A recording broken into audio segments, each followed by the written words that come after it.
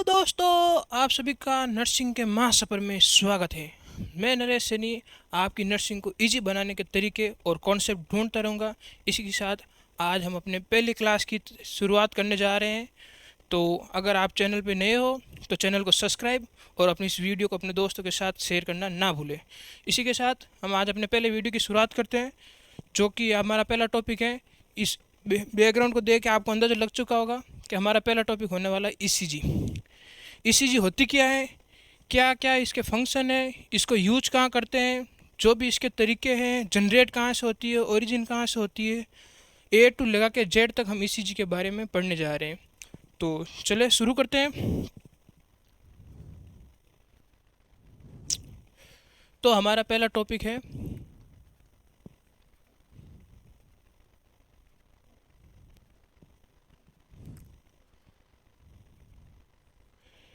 Electro cardiography, जिसे हम short language में एक वर्ड से डिनोट करते हैं, जिसका नाम है ईसीजी। ठीक है ना।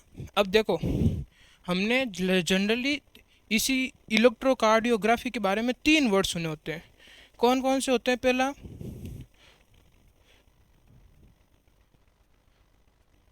इलेक्ट्रोकार्डियोग्राम और दूसरा इलेक्ट्रोकार्डियोग्राफ और तीसरा अपने पास है इलेक्ट्रोकार्डियोग्राफी। पहला, दूसरा और तीसरा। ठीक है। तो इन तीनों वर्डों की मीनिंग क्या क्या होती है? तीनों वर्ड अलग अलग हैं या सा एक है? क्या चीज़ें हैं? इस चीज़ को सबसे पहले हम इसको क्लियर करते हैं। इलेक्ट्रोकार्डियोग्राफी, पहला पॉइंट का मतलब क्या होता है कि ये कंप्लीट प्रोसीजर होता है। एक पेशेंट आपके पास आता है, उसकी हम ईसीजी के लिए उसको बेड के ऊपर सुपाइन पोजीशन देते हैं, कौन सा तरीके लगाते हैं, कहाँ का ईसीजी लगाते हैं, उसके बाद जो इस ईसीजी की रीडिंग आती है, वो कंप्लीट प्रोसीजर हम बोलते हैं इलेक्ट्रोकार्डियोग्राफी। इसे हम बोलते हैं द कंप्लीट प्रोसीजर। वो हो गया अपना इलेक्ट्रोकार्डियोग्राफी। दूसरा, सेकंड नंबर पे, जो कि है इलेक्ट्रोकार्डियोग्राम। अब ग्राम क्या होता है? आपने जनरली 10th 11th 12th या फिर आपके नर्सिंग के अंदर और यहाँ तक कि आपने हॉस्पिटल रिपोर्ट में ईसीजी देखी होगी, तो आपको एक ऐसा स्ट्रक्चर डिनोट होती है।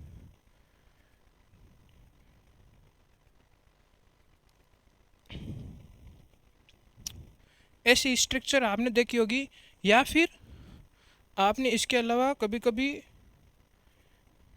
ऐसी स्ट्रक्चर भी देखी होगी, जैसे कि ये एक ऐसे एक पतला सा पेपर निकलता रहता है मशीन से। ऐसी स्ट्रक्चर देखी होगी।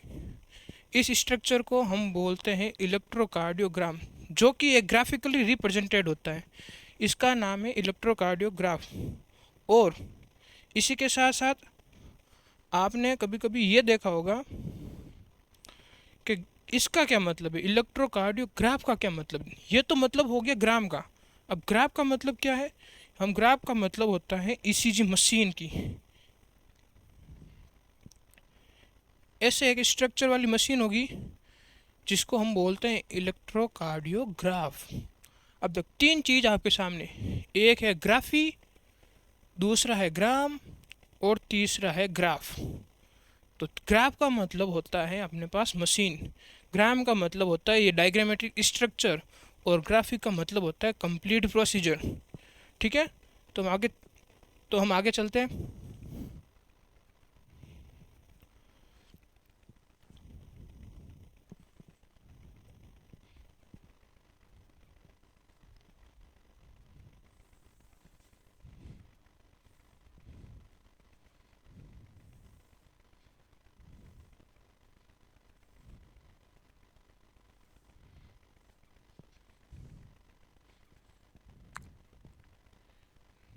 ये देखिए, ये एक 12 लीड ईसीजी मशीन है।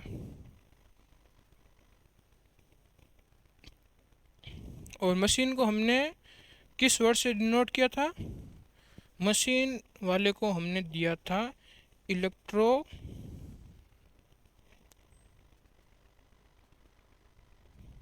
कार्डियोग्राफ, और इस वाले डायग्राम को हमने किस नाम से दिया था? Electro cardiogram. ये अपने पास दो वर्ड थे। अब हम आगे ये डिस्कस करते हैं कि ईसीजी ओरिजिन कहाँ से होती है, ईसीजी होती क्या है। तो ईसीजी की अपनी एक छोटी सी डेफिनेशन है। उस डेफिनेशन का मतलब, या फिर इसे हम बोलते हैं मीनिंग, या मीनिंग। ईसीजी का मीनिंग क्या होता है? ईसीजी का मीनिंग है अपने पास कि जो हार्ट की इलेक्ट्रिक एक्टिविटी होती है उसको हम ग्राफ फॉर्म के अंदर प्रेजेंट करते हैं, उसे बोलते हैं हम ईसीजी।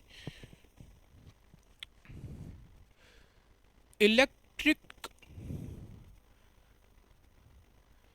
एक्टिविटी ऑफ हार्ट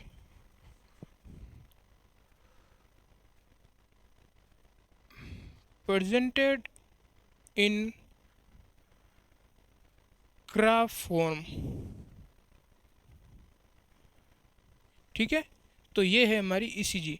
जो हार्ट की इलेक्ट्रिक एक्टिविटी होती है उसे हम ग्राफ फॉर्म के अंदर प्रेजेंट करते हैं, उसे हम बोलते हैं ईसीजी। ये क्या चीज़ है? ये एक हार्ट की इलेक्ट्रिक, हार्ट के अंदर जो इम्पल्स जनरेट होती हैं, कब कितना टाइप की इलेक्ट्रिविटी जनरेट होती हैं, कितनी नहीं होती हैं, ये सब वही है। ठीक है ना। अब हार्ट के अंदर इलेक्ट्रिसिटी जनरेट कहाँ से होती है, इम्पल्स आती कहाँ से, ये हम आगे देखते हैं। तो इसके लिए हम इसको वर्ड देते हैं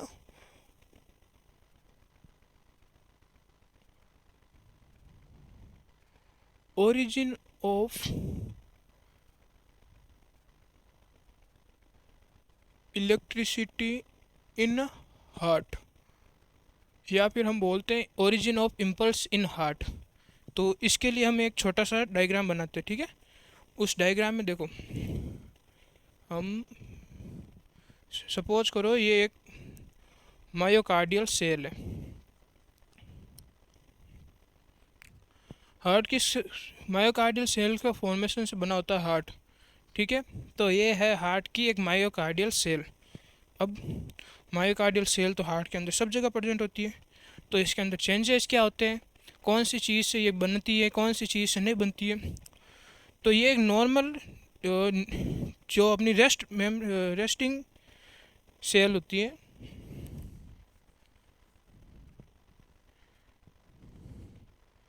जो ये हार्ट सेल है अभी रेस्टिंग पोजीशन में है।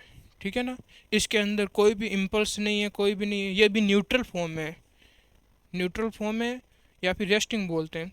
तो इस हार्ट सेल का resting membrane potential, resting membrane potential कितना होता है? 90 मिलीवोल्ट। एक हार्ट मायोकार्डियल सेल के अंदर जो उसका रेस्टिंग मेम्ब्रेन पोटेंशियल होता है वो होता है 90 मिलीवोल्ट।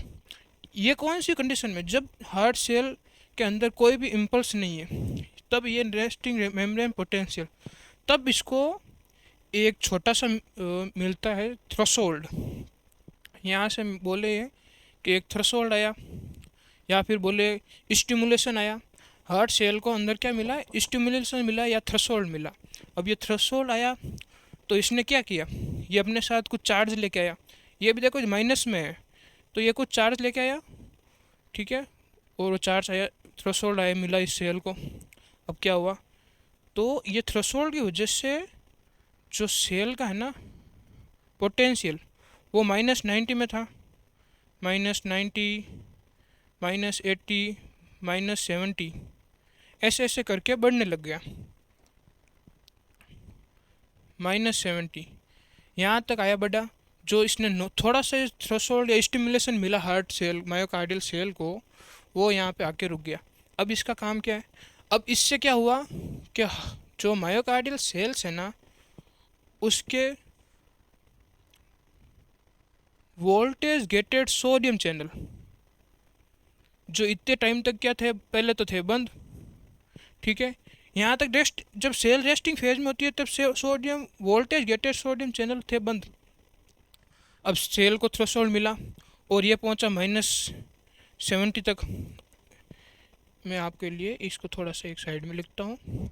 अपने पास एक तो आई रेस्टिंग मेम्ब्रेन पोटेंशियल जो कि था -90, दूसरा आया थ्रेशोल्ड पोटेंशियल, थ्रेशोल्ड पोटेंशियल जो कि आया -70। अब ध्यान से देखो, जो कि अपने पास आ गया, यहाँ पे क्या रुक गया 70 पे, -70 पे आके जो वोल्टेज गेटेड सोडियम चैनल थे जो इतने टाइम तक बंद थे वो हो गए open. Sodium gated voltage channel थोड़े थे, अब वो हो जाएंगे ओपन, ये हो गए ओपन। अब जो सेल के बाहर सोडियम आयन थे ना, वो सेल के अंदर आना स्टार्ट हो जाएंगे। ये जितने भी पॉजिटिव चार्ज हैं सोडियम के, वो सेल के अंदर आना स्टार्ट हो गया। अब सेल का जो पोटेंशियल है वो माइनस से लगा कर अब ये धीरे धीरे वापस बढ़ना स्टार्ट होगा। ये आ गया धीरे धीरे -60, -50, -40 करके करके ये अपने लास्ट स्टेज पहुंचता है +10 तक। ये देखो, जो पोटेंशियल वैल्यू है वो +10 तक पहुंच गई, -90 से लगा के +10 तक पहुंच गई। अब क्या होगा, अब ये पहुंच गए यहाँ पे। अब क्या, तो अब तो है ना जो सेल के पोटेशियम चैनल, सेल के अंदर पोटेशियम चैनल प्रेजेंट होते हैं और इसी के साथ साथ सेल के अंदर कैल्शियम चैनल भी प्रेजेंट होते हैं। ये हुए कैल्शियम चैनल। अब आप सभी को जहाँ पता होगा कि जो कैल्शियम होता है ना, वो सेल के आउटर साइड में ज़्यादा प्रेजेंट होता है। उसी के साथ साथ जो पोटेशियम होता है वो सेल की इनर साइड के अंदर प्रेजेंट होता है। अब सेल हो गई यहाँ पे, इस जो भी सेल का पोटेंशियल बढ़ा है -90 से लगा के +10 तक, इस हम टर्म को एक नाम देते हैं छोटा सा, जिसका देखो -92 सेल का पोटेंशियल बढ़ा है +10 तक। इस प्रोसीजर को हम नाम देते हैं डीपोलराइजेशन। अब सेल क्या हो गई, डीपोलराइज, मतलब अनस्टेबल हो गई। अब ये वापस अपनी स्टेबिलिटी बनाने के लिए जो सेल के ना पोटेशियम चैनल वो हो जाएंगे ओपन। सेल का पोटेशियम चैनल ओपन हो गया तो पोटेशियम सेल से बाहर जाना स्टार्ट हो गया। अब सेल का जो पॉजिटिव चार्ज है वो बाहर जा रहा है, तो अब सेल क्या होगी, वापस अपने पोटेंशियल की तरफ बढ़ने लगेगी। पर ये जीरो कंडीशन पे आके जब ये वापस धीरे धीरे डाउन होने स्टार्ट होगी तब ये जीरो पे पहुंचेगी। और जीरो पे पहुंचने पे एक शॉर्ट टाइम पीरियड के लिए, बहुत ही शॉर्ट टाइम पीरियड के लिए जो कैल्शियम चैनल है ना वो भी ओपन हो जाएंगे। कैल्शियम चैनल ओपन होते ही जो कैल्शियम चार्ज है वो सेल के अंदर आना स्टार्ट हो जाएगा। अब कैल्शियम चार्ज अंदर आ रहा है, पोटेशियम चार्ज बाहर जा रहा है, तो ये एक शॉर्ट टाइम पीरियड के लिए जो है ना सेल का पोटेंशियल वो हो जाएगा स्टेबल। देखो, रेड वाला है कैल्शियम और येलो वाला लेते हैं हम पोटेशियम, दोनों हो जाएंगे स्टेबल। अब शॉर्ट टाइम पीरियड के बाद जो कैल्शियम के चैनल है वो हो जाएंगे वापस बंद। शॉर्ट टाइम के बाद कैल्शियम चैनल वापस हो जाएंगे बंद। ठीक है, अब इसके बाद वापस सेल होगी, अपने वापस स्टेबिलिटी के लिए अंदर आने स्टार्ट होगी। ठीक है, तो ये वापस स्टेबिलिटी के अंदर जा रही है, क्यों, क्योंकि पोटेशियम बाहर जा रहा है और कैल्शियम आना रुक चुका है। ठीक है, तो ये वापस धीरे धीरे जाने लग गई और सेल आ गई अपनी वापस पुरानी कंडीशन पे -90। इस प्रोसेस को बोलते हैं रीपोलराइजेशन। क्या बोलते हैं, रीपोलराइजेशन। जो क्या था अपना, जो सेल अपने जीरो से लगा के वापस -90 की तरफ मूव हुई, उसको हमने नाम दिया रीपोलराइजेशन। अब देखो, एक मायोकार्डियल सेल के अंदर अपने पास दो टर्म आई, एक डीपोलराइजेशन, एक रीपोलराइजेशन। और आप सभी को एक छोटी सी चीज़ मालूम होगी कि प्रत्येक सेल है ना आपस में कनेक्ट होती है। उस कनेक्ट किस चीज़ से होती है, जिसे हम एक नाम देते हैं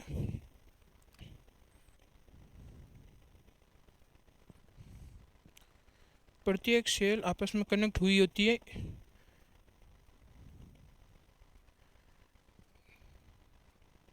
गैप जंक्शन से, ठीक है ना। अब ये गैप जंक्शन से सेल कनेक्ट होती है। जब सेल डीपोलराइज होती है ना, मतलब यहाँ पे उसका इम्पल्स आते हैं, तब है ना ये सेल के जो पॉजिटिव चार्ज होते हैं सोडियम वाले, वो ट्रांसमिट हो जाते हैं through the gap junction in another cell. ये इस सेल को मिले, सपोज इस सेल के लिए ये क्या मिला इसको, स्टिमुलेशन या बोलते हैं थ्रेशोल्ड। इस सेल को क्या मिल गया, थ्रेशोल्ड। अब ये सेल भी पहली सेल की जैसे डीपोलराइज होगी, फिर इस थोड़ी देर के लिए स्टेबल होगी, फिर वापस रीपोलराइज होगी। ऐसे कैसे जो पोटेंशियल है वो भी आगे आगे में बढ़ता रहेगा, और ये सेल भी ऐसे ऐसे कि डीपोलराइज पोलराइज और वापस स्टेबल होगी। ये प्रोसेस चलती रहती है। अब एक चीज़ देखो, क्या बोलते हैं, जो ये है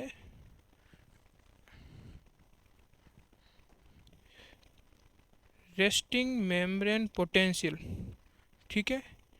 यहाँ से ये आगे बढ़ा और कन्वर्ट किस में हुआ, डीपोलराइजेशन में। यही हुआ था ना, डीपोलराइजेशन से रीपोलराइजेशन।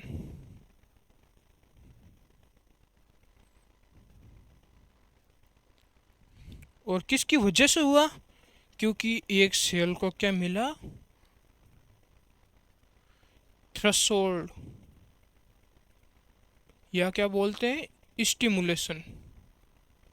इसकी वजह से सेल डीपोलराइज हुई, इसकी वजह से सेल आगे रीपोलराइज हुई। तो इस चीज़ को क्या बोलते हैं, एक अपने जर्नल का शब्द सुना होगा, इस वर्ड को एक डिनोट करते हैं हम एक्शन पोटेंशियल।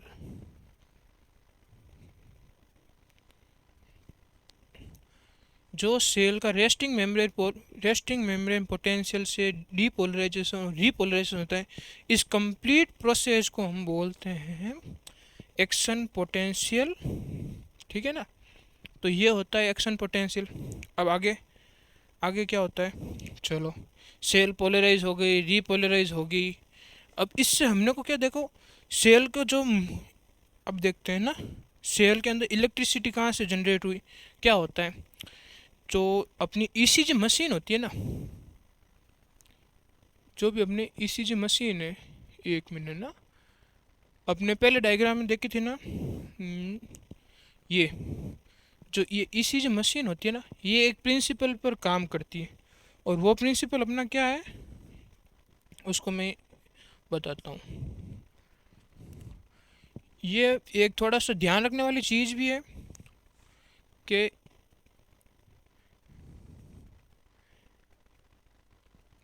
ईसीजी मशीन है ना, वो गैल्वेनोमीटर,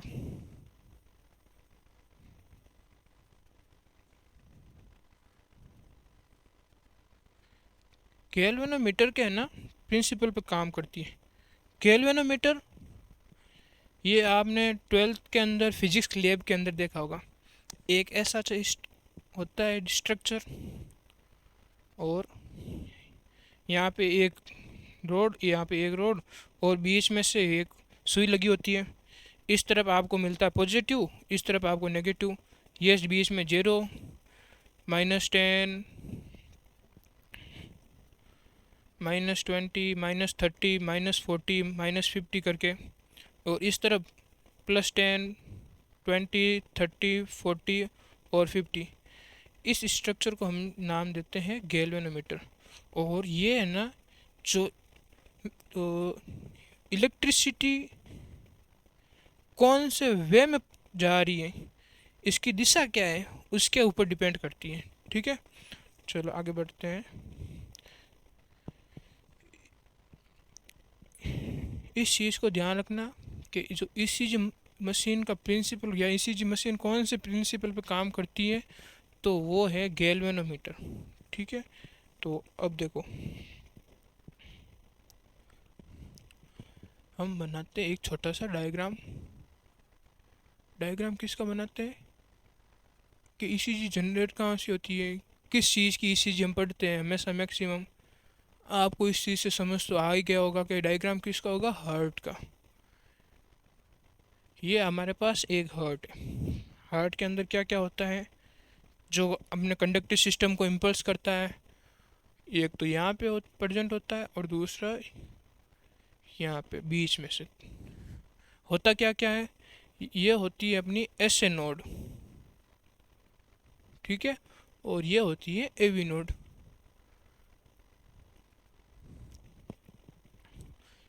अब देखो, हाँ, एक चीज़ जो इसी इम्पोर्टेंट पेपर के साथ मैं लिख देता हूँ कि जो है ना, मायोकार्डियल सेल्स का स्टिमुलेशन डिपेंड करता है सोडियम के ऊपर, बट इसी के साथ साथ जो एस ए नोड है ना, उसका स्टिमुलेशन डिपेंड करता है कैल्शियम के ऊपर।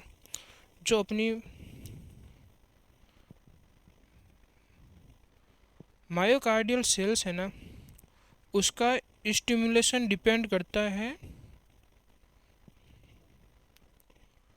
किसके ऊपर डिपेंड करता है, ये डिपेंड करता है सोडियम पे। बट इसी के साथ साथ जो एस ए नोड होती है और ए वी नोड होती है, उसका स्टिमुलेशन या थ्रेशोल्ड डिपेंड करता है कैल्शियम के ऊपर। ठीक है, चलो ये हो गई। अब इसी डायग्राम में से एक छोटा सा पार्ट हम कट करते, यहाँ पे डिनोट कर बनाते वापस। ये हो गई एक ऐसी कैसी मायोकार्डियल टिश्यू।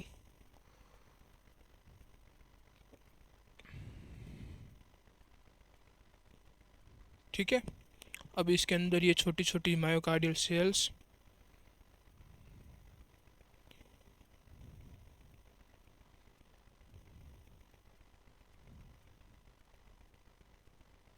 ये हो गई मायोकार्डियल सेल। अभी ये किस फेज में कि रेस्टिंग टाइम में। तो रेस्टिंग टाइम में मायोकार्डियल सेल्स क्या होती है, negative charge, minus negative resting membrane potential था ना मायोकार्डियल सेल का, तो ये किस में है, नेगेटिव में। ठीक है, इसको हम कनेक्ट करते हैं एक डिवाइस के, जिसका नाम हमने दिया था गैल्वेनोमीटर। इसको कनेक्ट किया एक यहाँ से, एक इस साइड से, इधर पॉजिटिव इधर नेगेटिव। ठीक है, गैल्वेनोमीटर को कर दिया यहाँ से कनेक्ट। अभी ये है बिल्कुल रेस्टिंग मेम्ब्रेन में, तो गैल्वेनोमीटर में विक्षेप, हिंदी में बोलते हैं विक्षेप, जो कि है 0। मतलब ये सुई सुई है ना, ना इस तरफ घूमेगी ना इस तरफ घूमेगी। अब इसको, इसी मायोकार्डियल सेल को क्या मिलेगा, स्टिमुलेशन मिलेगा। ये अपनी सेल हुई, मतलब टिश्यू हुआ, तो इसमें ये सेल्स,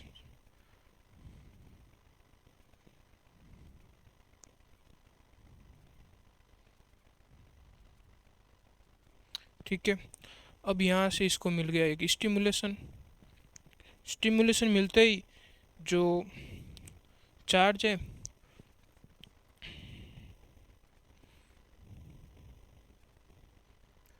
ये सेल अब पॉजिटिव होने स्टार्ट हो गई। इस और प्रत्येक cell by the gap junction आपस में कनेक्टेड होती है, तो सारी सेल धीरे धीरे डीपोलराइज होने लग गई। यहाँ पे हमने क्या हुआ, यहाँ पे सेल का हुआ डीपोलराइजेशन। ठीक है, तो अब देखो चार्ज किस तरफ मूव हो रहा है, ये है। तो चार्ज के मूवमेंट को हम एक चीज़ से डिनोट करते हैं जिसका नाम होता है वेक्टर। चार्ज ने यहाँ पे बना दिया वेक्टर। वेक्टर किस साइड जा रहा है, ये देखो, वेक्टर की दिशा, जो पॉजिटिव चार्ज की दिशा है वो पॉजिटिव की तरफ है। तो ये जो इसके अंदर जो भी मूवमेंट होगा वो किस साइड होगा, पॉजिटिव साइड में, क्योंकि जो वेक्टर की दिशा है वो पॉजिटिव की तरफ है।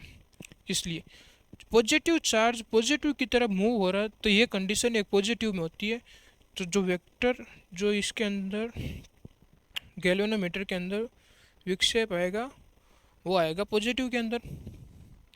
ठीक है, अब इसी के साथ अपनी सेल वापस एक टाइम ड्यूरेशन के बाद क्या होना स्टार्ट हो जाएगी,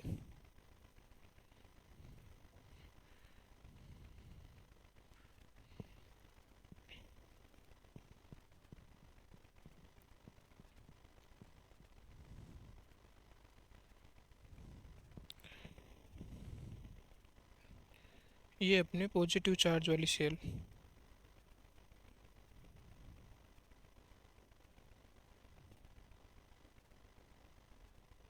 ठीक है, अब ये वापस धीरे धीरे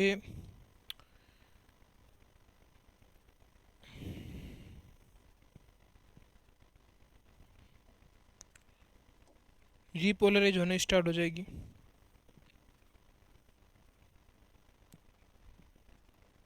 सेल के अंदर वापस निगेटिव चार्ज स्टार्ट हो जाएगा। तब जो वेक्टर होगा वो होगा इस साइड में। वेक्टर की दिशा किस साइड होगी, माइनस की साइड।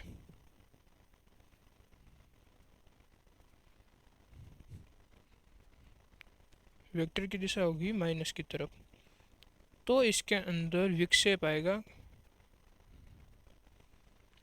पॉजिटिव की साइड। क्यों, देखो ध्यान से सुनना, इसके अंदर भी पॉजिटिव साइन कैसा आएगा कि जो वापस माइनस है ना वो माइनस की तरफ ही जा रहा है, इसलिए जो इसके अंदर विक्षेप प्रेजेंट होगा वो भी पॉजिटिव होगा। माइनस की तरफ जा रहा है, सेम साइन की तरफ जा रहे हैं तो वो पॉजिटिव होता है, और डिफरेंट साइन एक दूसरे की तरफ जा रहे हैं तो वो नेगेटिव में होगा। ठीक है, तो इसके अंदर पॉजिटिव विक्षेप आ गया। सपोज थ्रेशोल्ड है ना, देखो थ्रेशोल्ड मायोकार्डियल सेल को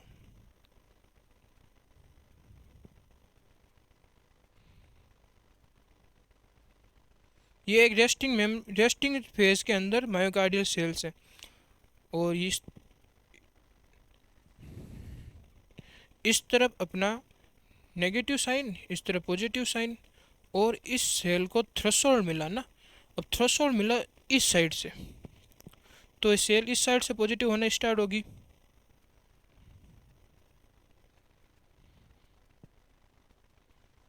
ठीक है, तो इसका जो वेक्टर फॉर्मेशन होगा वो होगा इस साइड के अंदर। वेक्टर इलेक्ट्रिसिटी की दिशा को डिनोट करता है, तो इलेक्ट्रिसिटी किस साइड जा रही है, इस साइड। तो इस बार जो गैल्वेनोमीटर होता है ना, देखो पॉजिटिव चार्ज नेगेटिव की तरफ जा रहा है, तो जो गैल्वेनोमीटर है ना उसके अंदर विक्षेप आएगा, या फिर बोलो जो सुई आएगी वो आएगी नेगेटिव में जाएगी इस बार। ऐसे कैसे हार्ट के अंदर इलेक्ट्रिसिटी जनरेट होती है, आगे चलती रहती है, और हार्ट सेल्स के अंदर स्ट्रक्चर आती रहती है। ये है एक गैल्वेनोमीटर का डायग्राम। बीच में से जीरो, ये पॉजिटिव ये नेगेटिव, पॉजिटिव चार्ज में जाता है तो पॉजिटिव में, नेगेटिव चार्ज में जाता है नेगेटिव में। ये गैल्वेनोमीटर। अब हार्ट की सेल के अंदर इलेक्ट्रिसिटी जनरेट हो गई, मायोकार्डियल टिश्यू के अंदर इलेक्ट्रिसिटी फॉर्मेशन हो गई, किस तरफ जा रही है, इस तरफ पॉजिटिव में जा रही है या नेगेटिव में जा रही है, इलेक्ट्रॉन का इलेक्ट्रिसिटी का ट्रांसमिटर हो रहा है, आईओएस का चेंजेस हो रहा है। तो यही था कि जो इसके अंदर हार्ट के अंदर इलेक्ट्रिसिटी ओरिजिन कहाँ से हो रही है। ठीक है ना, तो यहाँ पे हमने हार्ट की इलेक्ट्रिसिटी ओरिजिन कर दी। इसी के साथ हम आज की इस वीडियो को ख़त्म करते हैं, और नेक्स्ट पार्ट में हम इसके वापस आगे की डिस्कस करेंगे। देखने के लिए धन्यवाद, और आप अगर अभी तक वीडियो पे बने हो तो इसे अपने दोस्तों के साथ शेयर और चैनल को सब्सक्राइब करना ना भूलें। धन्यवाद।